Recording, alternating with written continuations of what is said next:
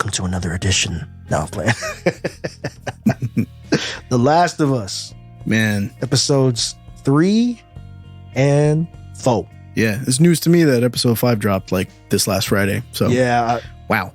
I was starting to watch it before y'all got here, and I was like, "Ooh, these guys are probably ahead of me. Let me try to speed up." I was hurrying like a son bitch, but y'all were like, "I haven't seen it yet." I'm like, "Oh, I can turn this off." Woo! Yeah, I got sidetracked. I thought it was going to be on Sunday. So yeah, no, they were smart for that though. Yeah, smart little pivot. I forget about football. Football. That's actually super smart. It's like, hey, we know this is going to eat our lunch on Sunday. We're trying to keep those numbers up. So, episode 3 is not without controversy. Man, oh man. Not what I expected to get into. Yeah, let me get the name of the episode real quick. I just had it. Oh yeah. The name of the episode, Long Time, is the name of episode 4 of The Last of Us. Is that 4 or 3? Am I wrong? No, you're right. You're right. Yeah, so episode 4, Long Time. You get Nick Offerman. And episode 3. Episode 3? Yeah. Yeah, you're right. Yeah. Yeah, episode 3. So Nick Offerman and Murray Bartlett lead the way in this episode, and it's totally subversive for a lot of different reasons. So, do we want to break down what happens in the game versus Yeah, I was show? like waiting to get into that because that section of the game, I mean, I guess it's a filler section in the big play of things, but you got Bill and his traps and yeah, you know what that part of the game is? It's teaching you how to play the rest of the game. Yeah. Yes, it is. Yes, it is. Yeah, and that's why it feels so not memorable. Like, yeah, the story is memorable, like the cutscenes and everything, but I don't know. I just played it recently with that thing. You're just going through a single neighborhood with a bunch of clickers and a bunch of like freshly infected. Ducking behind cars. Yeah, using a bow and arrow when it's quiet. And just showing you how to do different things in the environment that gives you options. So it's like a sneaking mission. It's like one of the first Metal Gear missions. It just teaches you how to run through this thing. Yeah. I just remember that letter. I hate your guts. Yeah. My favorite part of that little area of the game, though, that doesn't get touched, like when Joel gets caught up in that trap that Frank has in the refrigerator. He's like hanging upside down, tense, dude. Yeah, having to shoot the zombies upside down. Yeah, like that was. I was waiting for that. Yeah, I wanted to see that in live action. Man, and Ellie's trying to free him. Yeah, with the clickers and stuff coming up. A lot of infected. Yeah. So I mean that was probably the best part of that little area of the game for me. It didn't get touched on, but and that little Chevy S10. I like that it looked exactly like the one in the game. Yeah, they did a pretty good job with that. Yeah, that they did. Yeah, they got a good visual eye for what they're pulling from. Yeah, which is good. So let's talk about what didn't happen in the game. They did not elaborate on the love story between Bill and Frank. Yes, Bill and Frank, they are a gay couple, or they were. They didn't deep dive into that. I did think it was cool to kind of show some of that backstory. Mm-hmm. Because it kind of humanizes Frank a little bit, because Frank's just a guy that, like I said, when you see the letter, dear Bill, I hate your guts. I hate you. I'm sorry. That when I read that, it's supposed to be kind of tragic, but I pissed myself laughing. And he's like, I guess you were right, because if you're reading this, I'm dead. Yeah. Yeah, it just comes off as like, it sets you up to let go. Right. Because it's not like you're not supposed to invest all your time in these characters. Yeah. And that's the way Bill feels like in the game, because he's like a guy who can't let go of the past, obviously. Right. He makes Ellie like wait in the corner while they're getting ready for the next thing. He's like, don't touch my stuff. And their banter is great in the game, by the way. Oh, yeah. Yeah, they have like pop culture references. I forgot what they were exactly. Yeah, it's been so far removed. I'm so far removed from playing that game. I've forgotten a lot. Yeah, the Mortal Kombat reference that they threw in there. I don't know if that was episode 2 or episode 3. But that was the next one. That was in 4 because you spend more time with them. Yeah. We'll get to that. Oops. Yeah. It's all good. It's at the beginning of that area of the game, though. Yeah. Mm-hmm. When you're on your way to go to Bill. Yeah. So I think it was actually like, I like the game. I wanted to see some aspects from it. But for somebody who's played the game, right? You know the game. You know what's supposed to happen. It's a good deviation to give backstory to characters in the game that you weren't able to get in the game. Yeah. which made me enjoy it probably more than I would have if I didn't play the game or I was just looking for a frame by frame reshoot of the game Yeah, kind of deal. Yeah, it kind of shows you that this show is not going to give you frame by frame. Like, it has to set it up the way it started. But yeah, this is a totally different side story that nobody ever considered, and they fleshed it out with characters. So Beautifully. I'm going to say it. I'm going to give my review. Because of the controversy surrounding the episode, I know this is how this is going to sound, but there's no way for me to. I'm going to be real with y'all. I did not love this episode. I think it spent too much time on their backstory. Think so? It's to me, it's the worst episode of the season so far. It's got nothing to do with the look. The guy, and here's what kind of grinds my gears. The guy said, I wanted to trick everybody into watching a gay love story. The director. It's like, if you play the game, there's no one to be tricked. Yeah. And it's 2023, dude. Like, there's a lot of like LGBTQ plus IA, whatever it is. There's a lot of stuff out there that is catering toward that market. So there's no tricks here. Like, just tell a great story. And don't get me wrong. The episode did exactly what he set out to do. It did tell a great story. Yeah. But the greater picture. But this is not what I wanted to see. Yeah, it doesn't contribute to the greater picture. Yeah. It does in some ways contribute to the big picture. Like, one guy I watch on Double Toasted. Well, doubletoasted.com, Corey Coleman, he's like, for all those people out there saying it doesn't serve the greater purpose, he was kind of like talking down to him, like, get over yourselves. When I was like, no, dude, don't fucking kid yourself, Corey. And I said that respectfully because I love this guy, but don't kid yourself. Yeah. Don't kid yourself. It doesn't serve it that great. It really doesn't. They could have given you what happens in the game, some of it. Like, I wanted that scene where he's hanging upside down, shooting at clickers.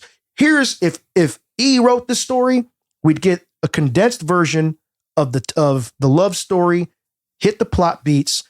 You wouldn't have them meeting Tess or you could have them meeting Tess and Joel. You can have that flashback to that dinner scene, show when things were happy, show why it broke up. Or if you don't want to do that, you could leave it out, keep it a happy ending for them, right? Yeah. And say, he's got to die. And then maybe that's what changes Bill to give us the Bill that we get in the game. Yeah. Okay, current day, bam. You show it, right? So you spent, how long was that episode? Like an hour? 45 minutes to an hour? I think it was about an hour. I think you guys are right. I think it's about somewhere around there. Okay, so spend 20, 30 minutes doing that and then show them getting to where he's hanging upside down. Yeah. And go from there. Show him getting there. He's looking for Bill. He's in one of Frank's traps or with Bill's traps. Get to that point. Show the banter back and forth. Get to where they are in the game. You could have pleased and served two masters there. Yeah. You could have been like, okay, and you could do a condensed version of what happens in the game, right? Just hit some of those beats and say, hey, I see you over here who's never played the game, and I see you over here who has played the game, and we're going to give you a mashup of both. Yeah, so everybody can enjoy it, right? Yeah. I think that's what they should have done. Like, it just, to me, it spent too long. And like, this, again, it's not a homophobe thing. Like, it was a good love story. Just to me, I felt like, okay, at some point they got to hit some of this stuff here. Yeah, it was. I'm like, man, this is going on really long. They're not going to do the game. It ran long. I thought it was like a real nice love story too. It humanizes these two people in the post apocalypse world. Which is cool. I don't have any kind of thing against that. No, not at all. But it's got a gotcha moment where I think it fucks with my head a little bit. Oh, what's that? It's remember when he gets shot, when Nick Offerman gets shot? Yeah. And he is like dying on the table. Yeah. I thought they were going to cut it there and take us to the present day and show us that like Bill died. That's what I was thinking. And Thank you. I don't know if that was like something that was left like on the cutting room table and they did reshoots afterwards. Like, oh, no, this ending can't work. But it chronologically, that time skip between when they're young and old, like it tells another story because Frank's dying of some sort of undefined illness, like some sort of cancer. Yeah, they never tell you what it is. Yeah. And I'm pretty sure they don't know either. They just know he's dying because they don't got doctors and stuff. But so real quick, the episode was an hour and 16 minutes. I thought it was a long one. Yeah. Hour and 16 minutes. Yeah. So they could have easily spent 30 to 45 minutes if they wanted to talking about that. And then the last half hour, 45 minutes doing what you get in the game. It took a lot of time, and it took a lot of time because it had to set long time. Yeah, it's kind of redundant that it had to set the story up to where like Fedra like leaves the town, and then Bill, or Nick Offerman's character Bill, like has like run of the town and turns the generator on and does all this stuff and puts the fence up. Yeah. All this questing side, it's like side quest stuff. Like that's just overtly set out and gratuitous and everything. It shows you how you live, how he lives at the end of like,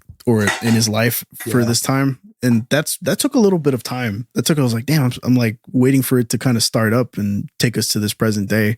And you get that flash forward of Tess and Joel, which is cool because you get to see that the main character Tess like one more time before it's done. We don't know what's going to happen. Maybe she's in more scenes. If they were going to give Bill that great backstory, why didn't Tess get any type of backstory? Maybe we will. Well, they cut something out. I think it was they were going to show like her with her son. Yeah, you said that in the last episode. At the start of the second episode, I think they were supposed to do that, but they cut it out, and we were like, well, yeah, it was a good idea to cut it out so you don't get too attached to somebody who has nothing to do with the story. That's the thing, but then they turned around in episode 3 and gave somebody a backstory never in the game. Has nothing to do with the remainder of the story. They were in the game by name, but they were never in the game. I mean, it was hanging. But, right. Well, that's true. You're right. Yeah, you're right. That's true. I'm sorry. But yeah, you're right. It gives you like this emotional investment, and it turns out in a way where you don't expect. And it's a good twist. I think it's a great twist, but it's just like, it really shows you in the game like how much of a tertiary character Bill ended up being, because we don't hear from Bill after they leave with his truck. And so I guess maybe the directors thought the lesser of two evils and said like, well, we can make Bill like a real big story, like his whole origin and everything with Frank, or we can just like let it be more of a like a character building piece for Joel and Ellie, which I think the 4th episode does. Yeah, the 4th episode does that greatly. Yeah, it starts showing the up. 4th episode, sorry, we'll talk about it in a second. Go ahead. Yeah. You're good. Go ahead. I think so, if y'all want to go into the 4th. But 3rd episode, good episode, subversive, touching, had like music. My wife cried. Yeah, had like... she did? Mm-hmm. Had like... She always cries, though. Yeah, it was emotional, man. Like it was emotional. Yeah, it was a nice, beautiful story. That's what it was. Well, and props to them for telling that story, you know, in the way that they intended. It felt real. And it did feel real. It was touching. I don't think that overall, like if that was a separate movie or whatever or something, like, it stands alone, real alone. Like it's like, oh yeah, by the way, see, Joel's here, he's in the game, Ellie's here. Remember, it's still The Last of Us. It's like, oh yeah, okay, here they are. But yeah, man, I was just like, I'm sorry to say it, but I was like, get on with it. Yeah. Like, and it does at the end. I'm mad he didn't take any guns off of that wall. Yeah. You know. Well, she did. The kid took the gun out of the drawer. From Frank. Frank. But Joel didn't take nothing. Yeah, like there was like a literal respected his wall friend. of guns. Yeah, he respected him. Like I would have been loading that shit. I would have been. I'm saying. Or it might be one of those things where he's leaving that as a safe house to come back to. Yeah, you don't have to take all the guns, but like, let me get a couple of guns. Yeah, true. I'd have taken a little bit more. I don't think he gets his rifle until the 4th episode. Yeah, I guess it implies that it gets it from there, you know. But you're right though, because that's kind of Joel's method, like to cache stuff around. Yeah, which is smart because you know, if you're traveling around these streets and you're moving around, it's like, okay, well, if I deplete everything I need here, then I don't have it elsewhere, you know, or I won't be able to come back to it if I need to. So yeah, man, that was it was a good episode. It's just my least favorite because I just was like, it doesn't really drive the plot forward, but it didn't drive it forward as much as I wanted to. It ain't got nothing on episode 4. Yeah, episode 4 was. It really gives you that time for Joel and Ellie to start getting along. It actually starts to feel like the game. Yeah, I still, and I agree with a few people that review the show. Ellie still doesn't feel like Ellie to me quite yet. She's still a little too crass for my taste. Yeah, but you know, that's just I guess that's how they want to kind of tell the story. She's gonna have a harder edge just because of the gritty realism of the world. You know, and so opening up with them going to that little gas station and her just fucking playing with the gun. Yeah, she's trying to do she's trying to do get rich or die trying. Trying to be a spy. Yeah. But it shows you that she's got a little bit of experience with a gun. She's like not like pointing it at herself or anything like that. Right. And she unloaded it too. Before she started playing with it. Yeah, she did a clip unload and everything, which is cool. It shows you like, all right, this is not some like child endangering themselves. And it shows that, you know, it shows like the relationships start building because she gets that stupid pun book. Yeah. And she starts hitting Joel with the bad puns, and you see him like smirk, smile, and tells her to go away kind of thing. You start seeing that relationship like kind of grow. Let's go back for a second before we move into like that. Yeah. Well, she finds the clicker down there. Oh yeah. What does she do? Yeah. They show her like they kind of make her a little, is that sadistic? Yeah. Word? It's like she's cutting them to see what they do. Like that's some like serial killer that's dissecting crickets. Yeah, it's like in mateys and frogs' mouths. Yeah, it's like a kid, blowing them up. It's like shit. a kid hurting animals kind of thing. Yeah. They're trying to show that she's a little screwed up. She's a little different. Yeah, like she's got that kind of that's just kind of one of those things where she has like some sort of latent curiosity about the whole thing, about violence and gore. And it's showing that she's trying to explore that. So that might just manifest itself into something that we're not expecting. I agree. So that was interesting to see too, because it's like it goes out of its way to show you like that. You know, she went downstairs, found like some loot. She found some tampons.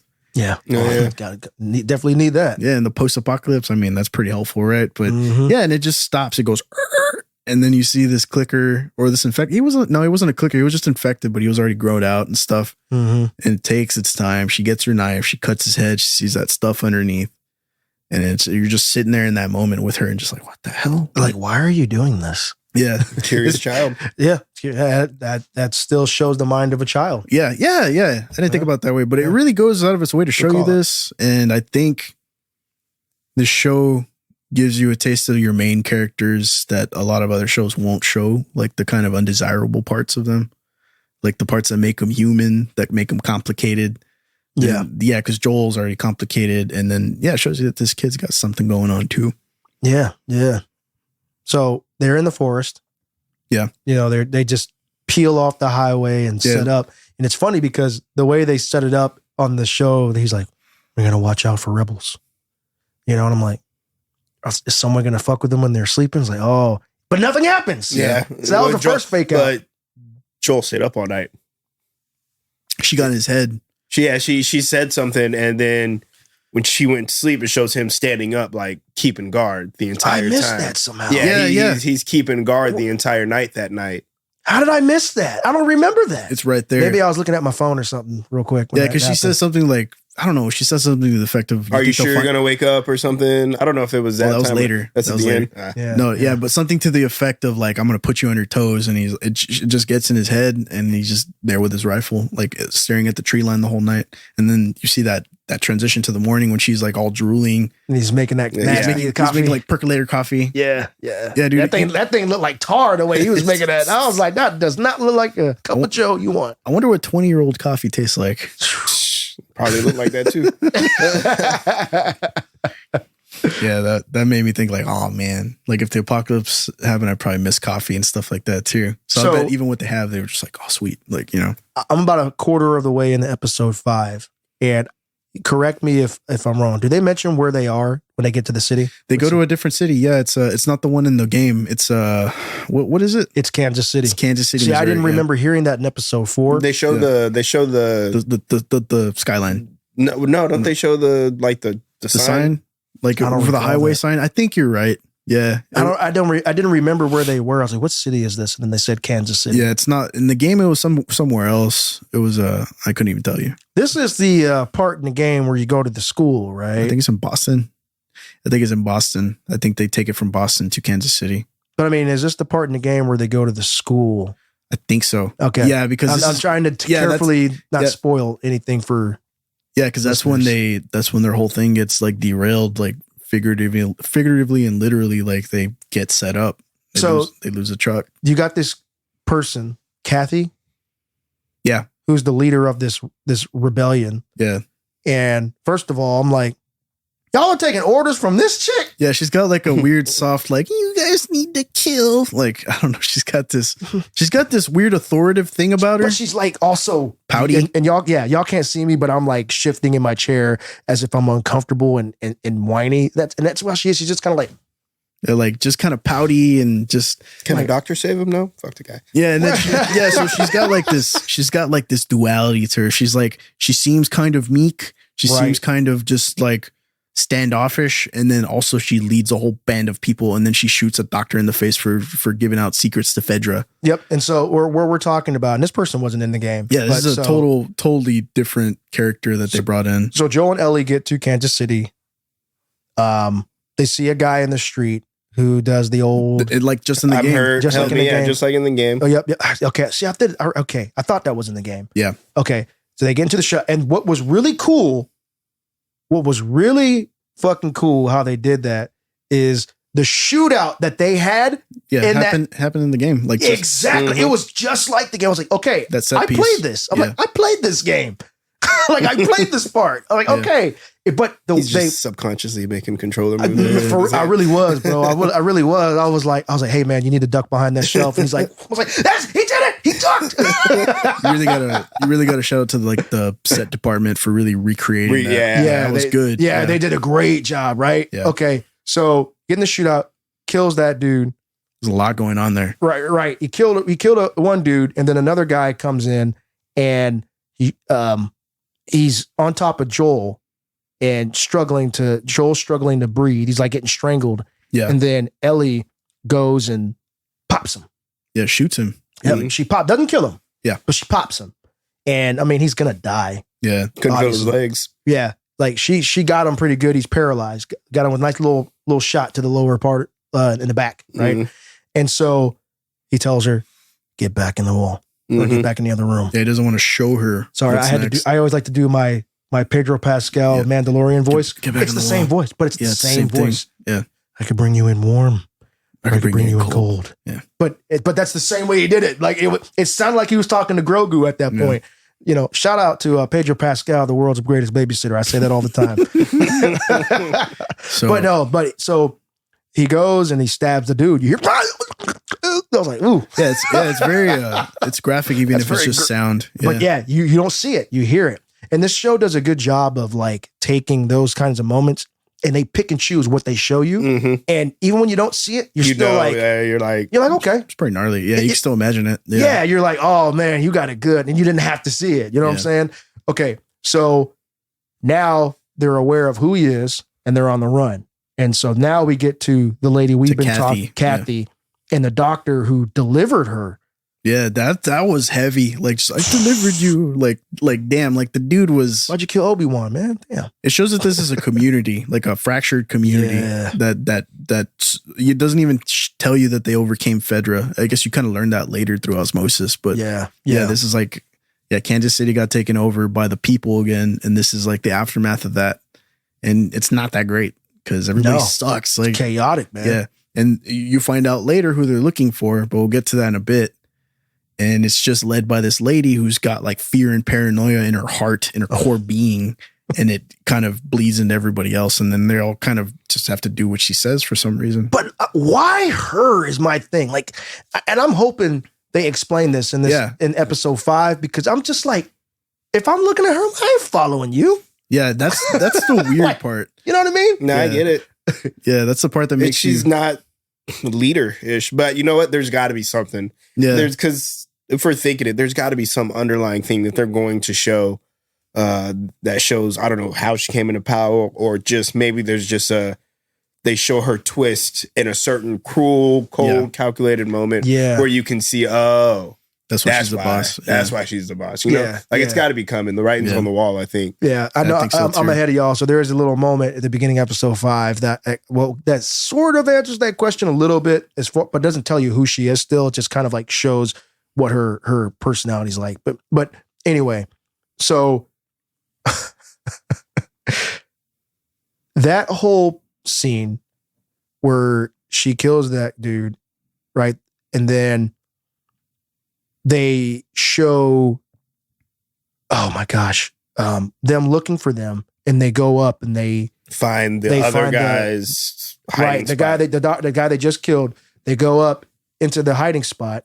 Yeah, they find Henry and Sam's like hideout. Yeah. Yes, they're in the game, right? Yeah, Which brothers. I don't remember them. That was a bad one. It's been so long since I played it. I'm like, oh, who's Henry? And When she said that, I was like, what the hell? Like, why are they raising such a ruckus about a guy and his kid brother? Like, yeah, but Yeah. we'll see. I guess we'll see, right? Yeah. Yeah. So anyway, they find the spot where they're hiding. They're searching all over town. But what I thought was interesting, they show that crater. Yeah, dude. Was that a bloater? I hope it is because it rumbles a little bit. Yeah. And Yeah, that's right. Where the Yeah. ground starts moving and pulsating Yeah, a like little what bit. the hell kind of science experiment is this? And like, yeah, you see that. Apparently, the mocap actor that was doing the army guy that was with Kathy is Tommy. That's what they said in like the post thing at the end of the episode. He's like the mocap actor for Tommy. Really? Yeah, that's what they said. Wow. Wait, which guy? The army guy with the guy long with hair? the long gray hair that she's Yeah. always talking to. Yeah. Oh, okay. Her right hand man, basically. Yeah, and he says like it's kind of nice to do a different character in this world and stuff. So yeah, he touches on that, which I thought was another one of those love letters to the game and Yeah, cast. And the way crew. they're throwing those in there. Yeah, That's cool. I didn't watch the after of that. I usually always do. I didn't watch it this time. I just went to bed. I was tired. I just hear the whomp, and then I'm like, all right, I'm in. After the show, yeah. Stay tuned after the show to find out more about this episode. I Yeah. didn't even know they did that. Well, Yeah. I guess I'll be. Yeah. You're gonna go watching back and watch those? Yeah, man. So they get back to Joel and Ellie on the run. They're in an office building. They're in bonding moments, like a real good. Great bonding moments. Yeah, She's she telling- actually gets them to laugh. Because she said, "Why did the Scarecrow win an award?" Oh yeah, I was like, and he was and he best. hits her back. Yeah, he hit her with the because he was outstanding in his field. Or outstanding, yeah, he was outstanding in his field, and I was like, "Oh, I remember that one." yeah. And then they started laughing, and then she's like, which was really smart. She's telling him, or he breaks a bunch of glass in the hallway, Mhm. so when people walk, Yeah, they'll you hear can him. hear it. Yeah, Right, and then That's a little later. Yeah, yeah, and then she tells him, or ask him, "Are you going to be able to stay awake or wake up when you hear it?" Yeah.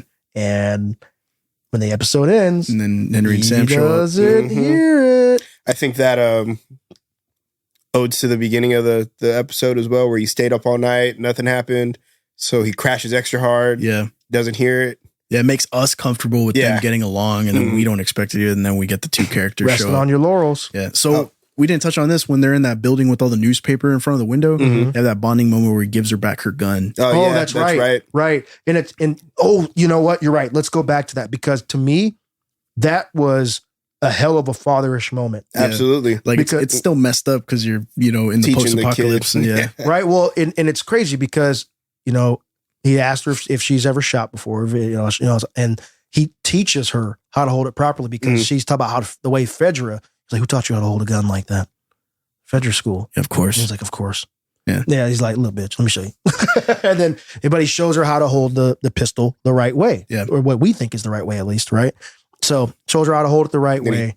Yeah. It shows that he acknowledges like her, that she's so young and doesn't have to do something like this. Like he internalizes it. He was trying to keep her innocent. Yeah. That's why he didn't want her having a weapon, because he's like, no, you're not getting a gun. I want you to, because he's still a dad. I mean, Yeah. his Yeah, daughter he says died, but in that thing, like, oh, that's.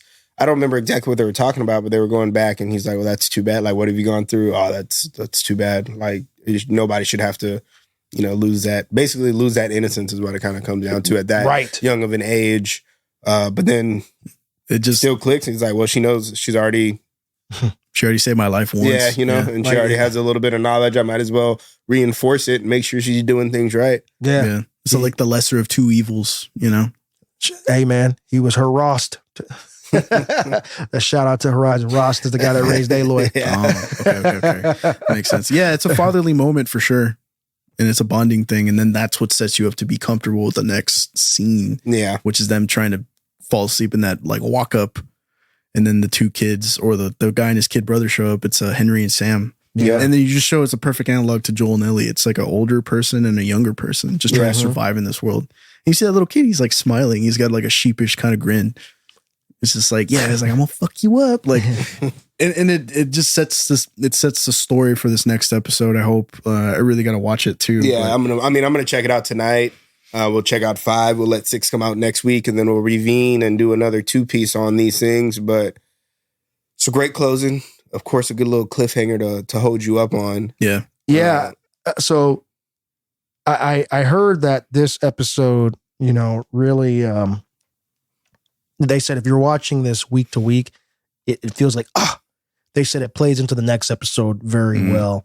So, episode 5 or 4? 4 leads into episode 5 very well. Oh yeah, I can see that because people who have already reviewed the series were able to have the luxury of binging it. We didn't, So they're saying we got to binge it. So for us, it plays differently. For you going week to week, it's going to feel like, okay, what the heck just happened? Like, why? I hope it's not another side story because they're landlocked. Like they don't have anywhere else to go. And this could be a perfect chance for creative team. Like, let's tell this story. Like, I hope I still like the character building and the world building. Yeah. But I'm hoping these last 5 episodes, it's just like, straight, okay, just chronological. You're the literal peak, right? You hit the hill and then downhill, but not like completely downhill. It's like, okay, bam, boom. And you start to ride this wave of action and power and struggle and, getting into the future. Last time we did this, we were talking about episode 1 and 2. We were talking about, how this season, and they renewed it for season 2, and we were expecting it to go into The Last of Us 2. Do you think that they end this season like halfway through the game and then bring season 2 back to finish up the remainder of the game? I think, after this whole thing goes down with Henry and Sam, there's only 2 other big things that happen. Chronologically, he goes back to his brother, meets up with Tommy, and then they end up at the Fedra thing at the end. We're spoiling the story, guys. Spoiler alert. We're talking about it anyway. The majority of the fans who are enjoying this series, they know. Like I'd say at least 60 to 65% of the people that are watching this show know what happens. No, but you're right. Yeah, I was like, ooh. Just go beep, beep, beep, beep, beep, beep, like through the whole thing when I'm saying it. I guess just edit that. I was just thinking about it on the way here. I was like, because if they really want to kind of drag this out and line things up with like a third game and stuff like that, it would make sense to do half of this and then half of that. Then you have like seasons 3 and 4. How long is Left Behind? I can't remember hours of content wise. Oh yeah, they got to tell that story too.